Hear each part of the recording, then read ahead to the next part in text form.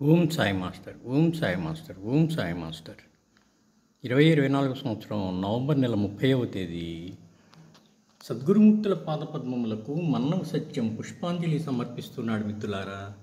ఇప్పుడు నేను తిరిగి నుంచి ప్రసారం అవుతున్న బాబా సమాధి మందిరం ప్రత్యక్ష ప్రసార దర్శనం చేసుకుంటూ సాయినాథ దత్తపాదుక నామము స్మరిస్తూ మనల్ని అందరినీ అనుగ్రహించమని ప్రార్థిస్తున్నాను.